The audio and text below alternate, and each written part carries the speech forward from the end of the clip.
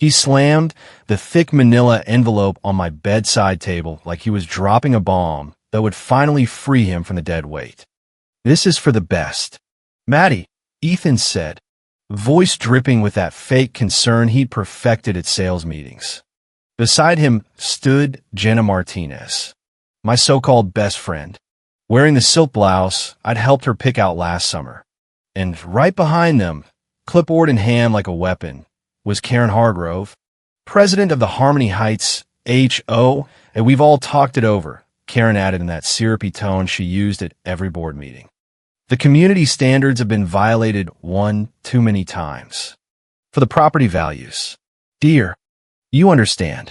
I lay there in the sterile hospital room in Willow Grove, Oregon, for lying dripping meds into my arm while the lupus flare made every joint scream. Rain pattered against the window, the same perpetual mist that had once felt creative and now just felt like the universe mocking me. My name is Meline Shaw, Maddie to the few who still pretended to care. And at 34, I was supposed to be the struggling artist who drew cute foxes for kids' books. That's what Ethan told everyone at neighborhood barbecues. That's what Karen wrote in her weekly HOA newsletters. Certain residents continue to treat their property like a personal playground instead of respecting the uniform aesthetic we all agreed to. They had no idea the game had ended before it even started. Harmony Heights wasn't just any subdivision. It was the kind of place where every lawn had to be exactly 2.5 inches, measured by Karen's golf cart patrols, and flower beds followed a strict color palette approved by the board. No whimsical fox statues. No children's toys left out longer than 24 hours. No flags unless they were the American one on approved holidays. Karen ran it like her personal kingdom, smiling in her pastel cardigans while finding people for visual pollution. I'd moved here with Ethan 7 years ago because he wanted the prestige address for his marketing career. I'd smiled and signed the papers through my LLC, Celestial Tales, Inc. He never read the fine print. Why would he? I was just his little artist wife who played with crayons in the spare bedroom.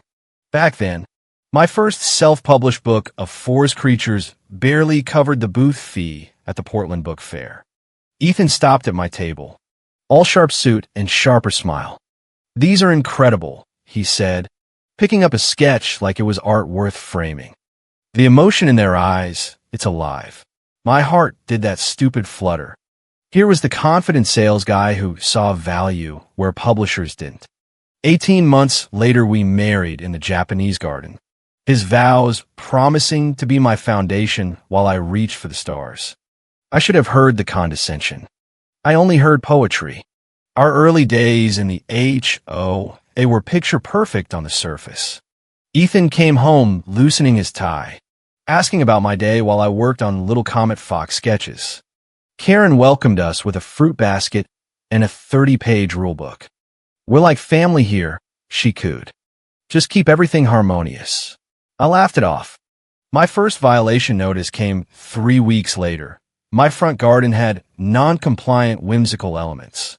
I'd planted foxgloves and added a small carved fox bench inspired by my character. Karen personally delivered the $250 fine. "It's not personal, Maddie. It's for everyone's equity." I paid it quietly. What she didn't know, what nobody knew, was that Little Comet Fox had exploded. One Instagram post, 50,000 likes. Then a 3-book deal I hid behind the LLC. I told Ethan the advance was $15,000. It was $40,000 per book plus royalties. Foreign rights. Meh. An animated series option. The money poured in. 6 figures. Then 7. Every penny routed through Celestial Tales accounts Ethan never saw because why would he check his wife's little hobby? I bought our house outright through the LLC and had him sign a month-to-month rental agreement for tax purposes.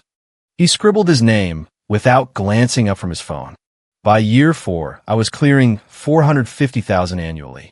The ergonomic studio chair that cost more than most mortgages. Business write-off. The professional syndic display. Publisher gift. Karen kept sending violation notices for my messy yard, my inappropriate mailbox stickers featuring Comet Fox. I smiled, paid the fines, and kept building. Because while Ethan bragged at HOA potlucks about supporting his creative wife, and Karen patrolled in her golf cart preaching community standards, I'd quietly purchased something far bigger. When the HOA management company hit financial trouble 2 years ago, Karen's lavish board retreats had drained the reserves. My financial advisor quietly bought the entire operating entity through celestial tales. The land, the covenants, the enforcement rights, everything. I own the neighborhood, but I stayed silent. The perfect compliant resident. Sometimes the best revenge isn't what you do. It's what you've already done while everyone else was busy measuring grass. Jenna moved in like a fresh breeze after her own divorce. She sat next to me at the mandatory HOA welcome mixer, designer bag on her lap. I'm terrible at rules, but great at redesigning spaces, she laughed. I liked her immediately. She never called my work cute drawings. Soon she was at our barbecues, hiring Ethan as her marketing consultant. Their strategy sessions stretched later and later. Karen started showing up unannounced with Jenna, both of them praising Ethan's vision while glancing at my yard like it was a crime scene. The first time I saw the text on Ethan's phone, "Can't wait to see you tonight." She doesn't appreciate what she has. I screenshot everything. Not out of panic, out of preparation. By November, the signs were neon. Jenna's hand lingering on his arm at board meetings. Inside jokes that excluded me. Karen suddenly forgetting to send my violation notices to the right address while copying the whole neighborhood. "We're all just looking out for Maddie's best interests," Karen announced at the December holiday potluck, her smile sharp as broken glass. I kept drawing, kept recording every call, every email, every passive-aggressive newsletter line. Certain artistic residents continue to challenge the harmony we all cherish. The lupus diagnosis 2 years earlier had taught me patience. Stress made it worse, but I managed meds, rest, boundaries. Living with a cheating husband and an HOA dictator counted as stress. Though, that February morning, the fever hit like a truck. Swollen hands, joints on fire. My doctor admitted me for treatment. I texted Ethan, at hospital, some tests. His reply came 3 hours later, in meetings. "Keep me posted." They arrived together like a rehearsed performance. Ethan in his best suit, Jenna in the dress I'd helped choose, Karen trailing with her clipboard and the official HOA expulsion packet. "Maddie," Ethan began, voice formal. "This isn't working. The constant health issues, the lack of ambition, the way you just exist. I need a partner, not a dependent." And the HOA board has voted, unanimously, to enforce full compliance or eviction proceedings. Karen stepped forward, lips pursed in mock sympathy. "We've been more than patient, dear. 37 violations in 18 months. For the community's sake, we're requiring you to sell within 30 days or face liens and for sale at appraisal value." Ethan and Jenna have already expressed interest in the property at a fair price. Of course. Jenna smiled sweetly. "You've been so busy with your little drawings. Maybe this is a blessing." I stared at the papers, divorce filings stapled neatly to the HOA expulsion notice demanding I vacate what they thought was Ethan's house. The audacity was almost beautiful. They thought they'd won. They thought the struggling artist with lupus was finally broken. I smiled. Not the polite one I'd worn for years. The real one. "You're right," I said softly. "This is best for everyone. You'll get exactly what you deserve." Karen's face twitched, just a flicker, but she recovered with her signature HOA smile. "I'm glad you're being mature about this. Maddie, property values are everyone's responsibility." Ethan shifted his weight, already mentally packing his golf clubs into Jenna's redesigned SUV. They'd scripted this moment in the hallway outside my room. I was sure, Karen offering community support while Ethan played the long-suffering provider. What none of them knew was that I'd stopped being the dependent wife the moment Little Comet Fox hit six figures.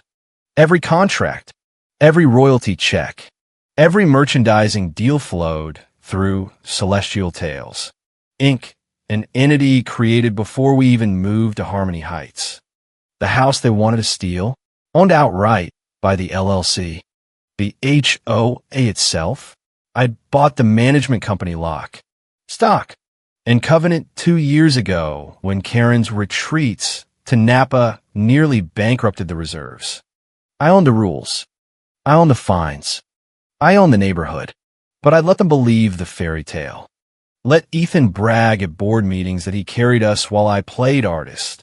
Let Karen patrol my yard with a measuring tape, clucking about visual clutter while I paid every fine without complaint. Every screenshot, every recorded phone call, every anonymous tip about her own padded expense reports had been filed away like quiet little foxes waiting in the forest. Patricia, my Harvard sharp lawyer, arrived 40 minutes after they left. She sat beside my bed reviewing the packets while the four dripped. 72 hours minimum notice for any HOA enforcement action, she said. Already drafting. And look at this. Your LLC owns the management entity. They just served eviction papers to the landlord. Cute. My accountant David in New York answered on the first ring. Lock it down, he asked after I explained the hospital ambush. Everything. Accounts. Assets. The HOA operating system. Consider it done in 90 minutes. By the time the nurse unhooked my four, the machine was rolling. Patricia filed the counter notice. The eviction was invalid because the board had no authority. The true owner, me, had never approved the vote. David froze every joint account Ethan thought was ours. My business manager began transferring intellectual property into ironclad trusts. And quietly, through the HOA portal I alone controlled, I activated the dormant clause I'd written into the purchase agreement. Any board member found in violation of their own standards could be immediately suspended pending audit. Ethan called that evening, voice shaking with rage. What the hell, Maddie? The bank says I can't access our savings. And Karen just got an email saying the board meeting is canceled. Temporary hold. I answered calmly, the same tone I'd used for years when he complained about my messy studio. Standard procedure during separation proceedings. Check page 4 of the rental agreement you signed. Section C. And tell Karen the HOA management company has new ownership effective immediately. Silence. Then the sputtering. You're being vindictive. This is our home.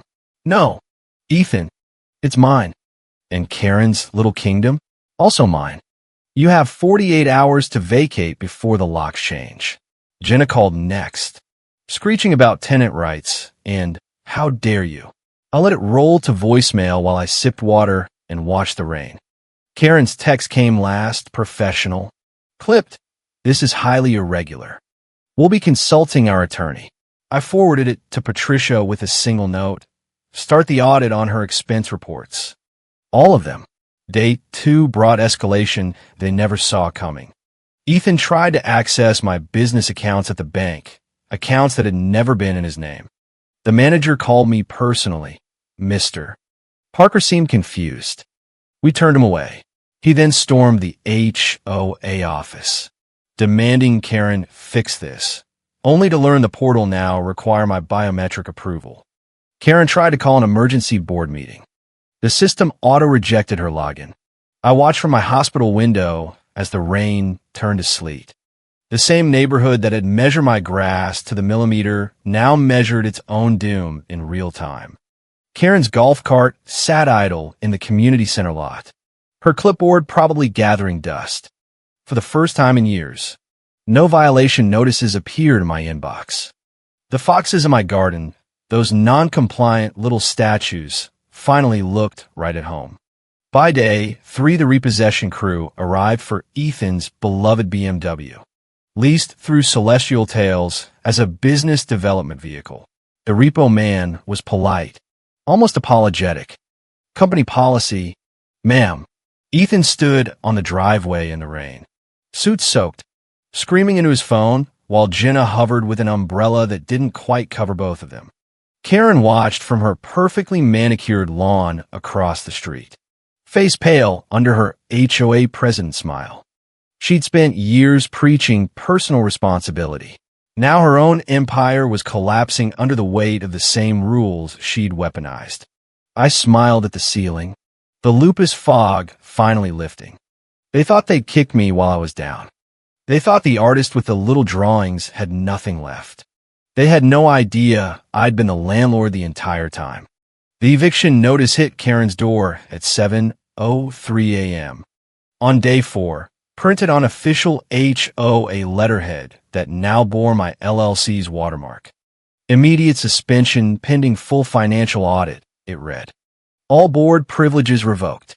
Community standards violations documented over 18 months include unauthorized use of HOA funds for personal travel, selective enforcement of rules against targeted residents, and collusion with third parties to force property sales. Attached, 47 pages of screenshots, bank records, and the recorded conversations where she and Jenna had laughed about finally getting rid of that freeloading artist. Karen called me in hysterics. This is outrageous. I built this community. Her voice cracked like cheap acrylic nails. You can't just. How did you even? I can. Karen. And I did. Check the ownership papers you never bothered to read when a management contract changed hands. The community you built, I bought it. Every blade of grass. Every fine you ever levied. Every newsletter you use to shame me, technically mine. I'll let the silence stretch. Pack your clipboard. Dear, for the good of the community. Ethan and Jenna moved their belongings into a rented U-Haul that same afternoon. His mother Carol arrived to help, shooting Karen a look of pure disdain. I never liked that woman, she whispered to me later on the phone. And my son's an idiot. Jenna's designer clothes went into trash bags. Ethan's golf trophies clanked pathetically in the back seat. Their grand plan, steal the house, steal the husband, steal the neighborhood, reduced to a soggy retreat in Oregon rain. The job loss came for Ethan 2 weeks later. He'd used unreleased little Comet Fox sketches in a pitch deck for a startup client, photographed them in my old studio, thinking they were worthless doodles. My cease and desist arrived mid-presentation. Intellectual property theft, his boss told him. Clean out your desk. Ethan screamed at me on the phone until I blocked the number. The cycle of threats. Please. And more threats lasted exactly 4 days. Jenna's fall was slower, more delicious. Willow Grove was small enough that gossip traveled faster than Karen's golf cart. The interior designer who'd helped orchestrate an HOA coup became persona non grata. Her biggest client, a tech wife who'd once paid $200,000 for a renovation, canceled publicly at the country club. I can't have someone with questionable ethics in my home. More cancellations followed. Jenna's Instagram, once a shrine to before and afters, became a wasteland of desperate motivational quotes about rising above haters. Karen held on longest, clinging to her pastel cardigans and the delusion that she could rally the neighbors. She called an emergency concerned residents meeting in the community center. 6 people showed up. The rest had received quiet messages from my new management portal. Board transition in progress. All prior fines issued under previous administration are under review for refund. Suddenly, the same residents who'd nodded along while Karen shamed my fox garden were lining up at my door with apologetic casseroles.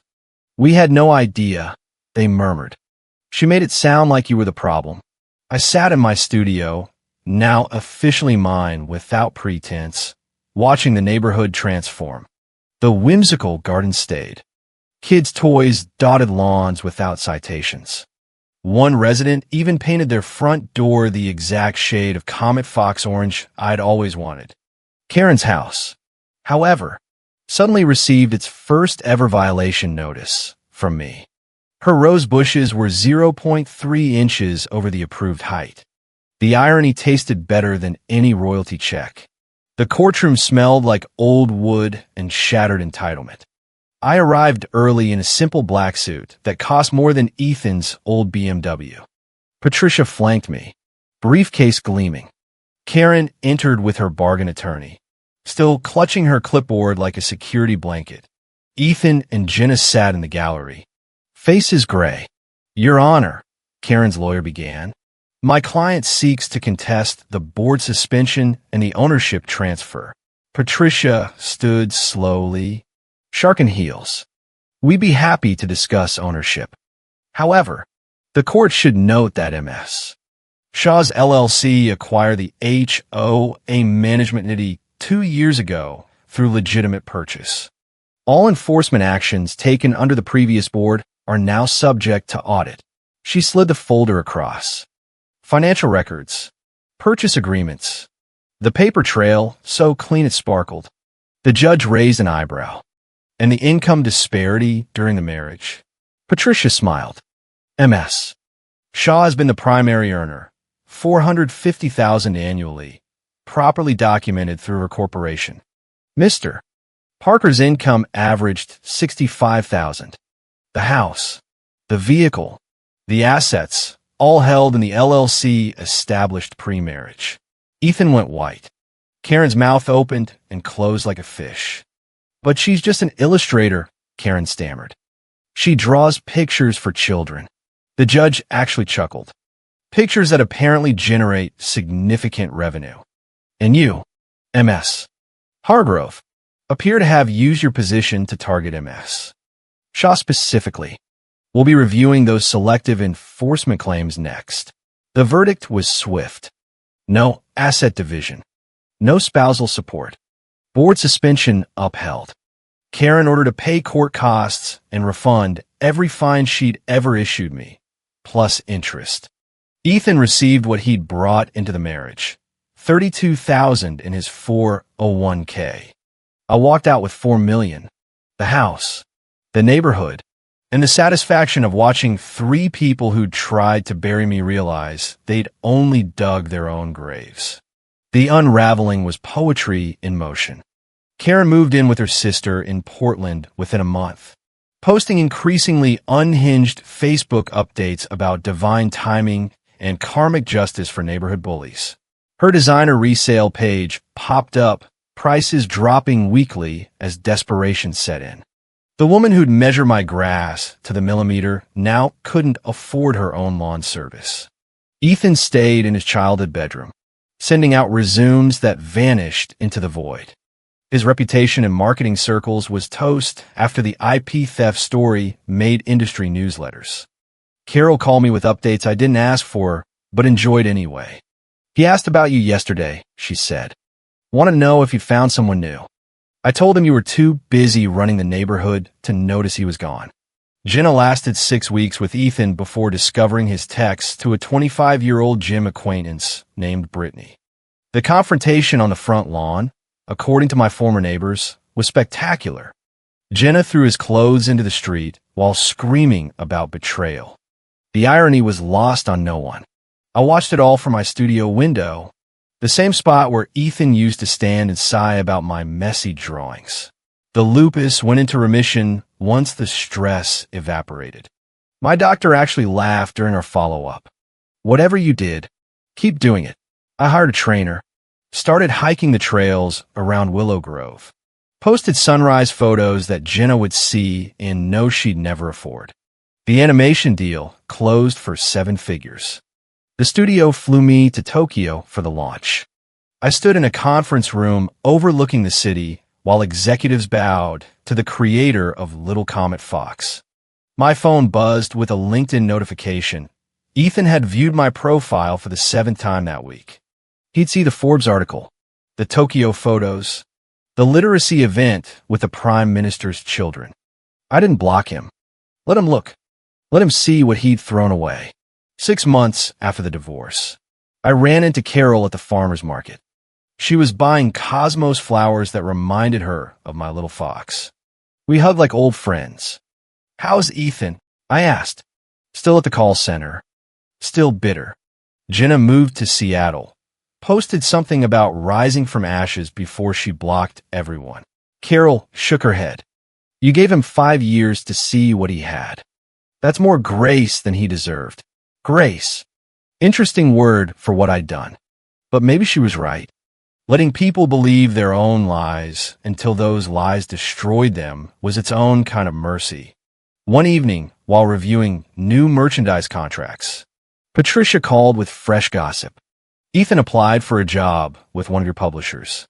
Listed managed creative career of Melline Shaw on his resume." We both laughed until our sides hurt.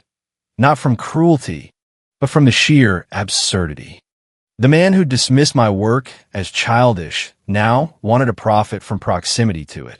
The Forbes article dropped on a Thursday. The quiet empire of Melline Shaw. The photo showed me in my studio, surrounded by the characters that had made me rich. The journalist asked how I'd built success without public recognition. I had my reasons for staying quiet, I told her. But silence is a choice, not a weakness. Sometimes the most powerful thing you can do is succeed without permission or applause. They quoted it in bold. Ethan would read it. Jenna would read it. Karen would read it in whatever cheap apartment she'd rented. Mostly, other women would read it. Women whose husbands called their dreams hobbies. Whose talents were dismissed as little projects. Women building empires in silence. Waiting for the right moment to rise. My story wasn't about revenge. Not really. It was about the moment you stopped needing someone else's validation to know your worth. About letting people underestimate you right up until they realize their mistake. The sun set over Harmony Heights, painting the sky in shades of comet fox orange. I raised my tea in a quiet toast to anyone who'd ever been called lazy, worthless, dependent.